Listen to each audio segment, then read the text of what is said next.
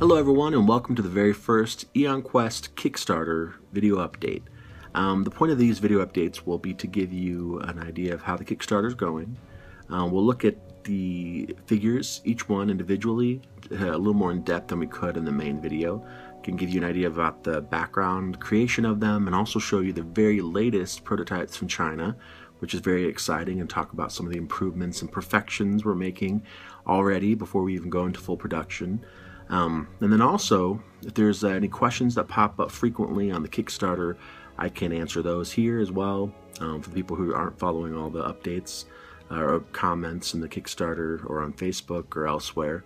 And then finally, for this update, I actually have a contest to announce at the very end, so you'll want to stick around for that. So let's go and get right to it. Alright, so Kickstarter update. Things are going really well.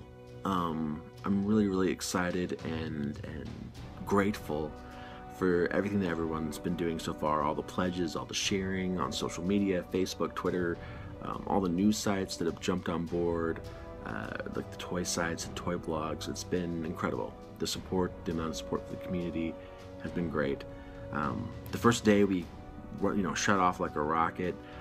Friday was also very good. Saturday and Sunday did slow down to a trickle, kinda.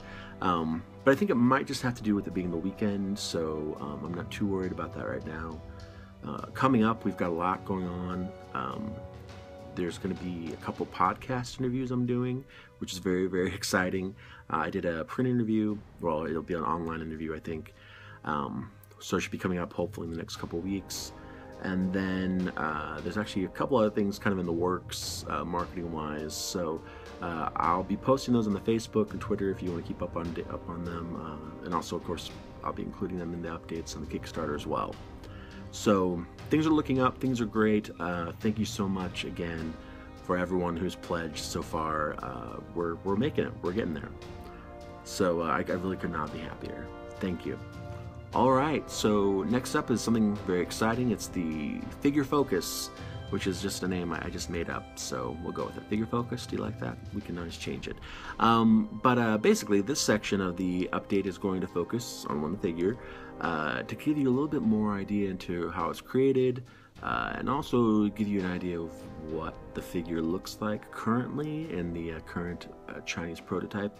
So let's go ahead and have at it. So here you can see the model sheet for Starbreaker that I created. This is a turnaround that was created for the sculptor and also for the factory and quoting. Basically, Starbreaker is a space demigod, and modesty is not an issue. So he looks very much like the classic Masters Universe as far as skin to armor ratio. Some other big influences are definitely Jack Kirby, especially with the New Gods. And there's a little bit of the Roman centurion in his helmet as well. But the big thing with Starbreaker is I wanted him to look really bright and bold and powerful, just to suit the character. Okay, so let's start off by looking at the very first prototype for Starbreaker. As you can see, they're not fully painted. The softer plastics here are polyurethane that won't accept paint. So everything else is painted but those pieces. And the idea behind this first prototype really is to work out the articulation, the final articulation that the factory helped engineer, and also to check the paint color. So everything was looking good. The blues, the silvers, the skin tone color was all great. The only thing that's a little off is the red is a little brighter than I intended, so we'll be taking that down for the final figure. The other thing that are going to be a big change from this prototype to the final figure is right now everything's hand painted. So it means the paint is actually a bit thick. So some of the detailing, like on the gauntlets, is obscured. That won't be that way on the final paint, which will be applied using masks and spray paint applications to give a real nice, crisp, and thin layer of paint. And in addition to that, some of this will be molded in color. So we haven't worked all of that out yet with the factory, but right now I'm assuming that at least the torso and the arms would probably be molded in the brown plastic, so they wouldn't be as shiny as they are right now. But just to give you a little bit idea of what the prototype is like and what it's for. Next, I want to show you one of the big changes that will be happening from the prototype to the final figure. And this is actually an addition that the factory put in that I just didn't like very much. And that was a neck joint right here. Actually, I'll take the armor off so you can see a little bit better. So the head could go up and down as well as from side to side, which was my original intention. It's a cool idea, but you know, you have the pin joint here. You got this kind of ugly neck hole, which wouldn't look this rough on the final figure, but still. I just thought aesthetically it wasn't really where I wanted it to be. Similar joints I've seen on Marvel Legends figures, and I just have never loved them. So, as we'll see in the more refined prototype, that bit of articulation is gone, but I think that's probably for the best. Also, another big change is, so this is his Star Hammer weapon. Oops, sorry, there's a little bit of blue tack there. It will come on a chain for the final figure, but there will be a paint app or two on the hammer. And then this piece, they molded it in this harder plastic, so they just made this big hoop that, I mean, it was just, that's not how it's supposed to be. It's supposed to be a thinner plastic, or smaller plastic, that's softer, but actually will fit up on his arm, and you'll see that with the final, or they're actually at the final, but they're close to final, the next round of factory plastics. So let's go ahead and take a look at that so you can see what has evolved from this first prototype. Alright, so next we're going to take a look at the refined Chinese factory prototype. And right now it's just in a big pile. And the reason why I want to show you this is to kind of show you how the articulation works, what the different joints are like. So I'm going to actually assemble him before your eyes so you can see exactly what a typical Eon Quest figure is made of and what Starbreaker is made of in particular. Alright, so to start things out, we've got our waist piece. It's got the molded belt. It's got a plug that goes into the upper torso. That's something I haven't talked a whole bunch about, but actually all the upper torsos and the waist pieces are swappable, like all the other pieces. And there's a couple holes here where the legs plug into. So here's our leg, as you can see. Right here, it's got a combination of a ball joint that allows this sort of movement back and forth, and a swivel pin. And it's got this little plug right here, as you can see, that goes right into the socket and is nice and tight. It allows for a ton of movement there. So you can get them in a sitting pose, they can go out and back like this. So I'll show that off a little bit more once we got them fully assembled. So we'll go ahead and plug in the other arm. So with Starbreaker, he's got this thin belt piece, as you can see. Or I shouldn't say thin, it's it'll be a softer plastic. And that just basically fits right over top of the other belt to give you Starbreaker's belt. So if you look at this like so. And of course, the figures come assembled when you get them, so this will all be done at the factory. But this is just to show you basically what the inner workings of the figures are like. And here you got your torso with the hole that snaps right on there. Voila. The torso, as you can see, has more of those pegs snap into the armholes. Same thing on the other arm. And you can see maybe a little bit better here too, some of the really nice details that my sculptor Simon got into these sculpts. If you go on the blog right now, you can see the progression from my sketches to the final figure, or the final prototype of Captain Wolf Moon. And you can see some of the sketches I did for the different boots and things, but he really captured the detail well. So very, very pleased with the way the sculpt turned out. Okay, in addition to this, got his armor that sits on there. You can see the back detail. Then you got his head, which again, as I noticed before, the swivel's gone. I think it just looks much more aesthetically pleasing that way. But this plugs right on top of there, like so. You can move his head back and forth, all the way around if you want to. And then his helmet snaps right on. I really like how his helmet fits. It's tight.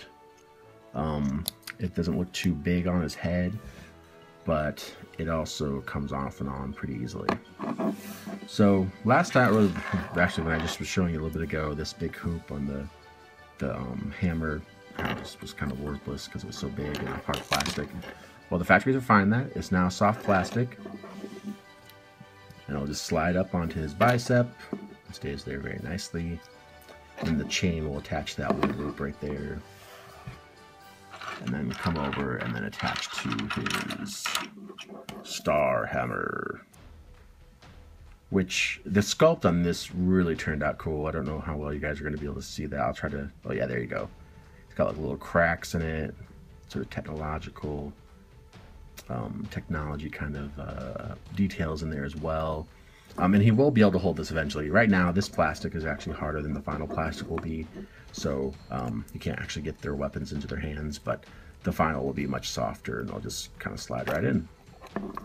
So there's a look at the Starbreaker action figure. Again, I kind of show you, got the kind of typical Masters of the Universe stance. One of the things I want to show you with this picture is one of the big changes that happened from the very first prototype to the second prototype. These prototypes actually came in at around more like 6 inches. They were not really properly proportioned to Masters of the Universe, as you can see. They're quite a bit taller. And that was all because their legs were wrong. They were not really going into the socket the right way, and they were actually a little bit too long. So we got that fixed to match more of the original 3D sculpt, which you can see off to the right there. So now they will be properly proportioned and sized to match a 5.5 inch action figure, which is of course part of the whole point of this.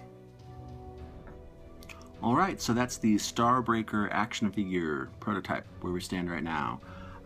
As you can see, I'm working with the Chinese factory to make sure these figures are as perfect as they possibly can be. A lot of this is just sort of a back and forth, talking about different aspects of it, getting all the kinks worked out. But we're in really good shape, so if we can get the Kickstarter to go through, or should I say when we get the Kickstarter to go through, we'll essentially be able to just pay them the money for the mold, start the mold making process. They'll give us some test runs of that, and if there's any feedback I have to give them, we'll do it at that time, the paint samples, all that stuff. But we can begin production, so it's pretty exciting that we can get this kind of prototyping phase out of the way to get Eon Quest in your hands even sooner. So, Q&A. There are no questions this time that I know of that have come up too frequently.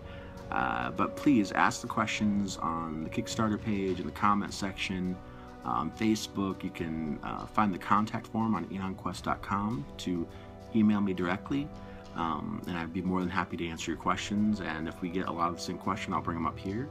And yeah, so I'm looking forward to any and all questions you might have about this little endeavor that we're embarking on.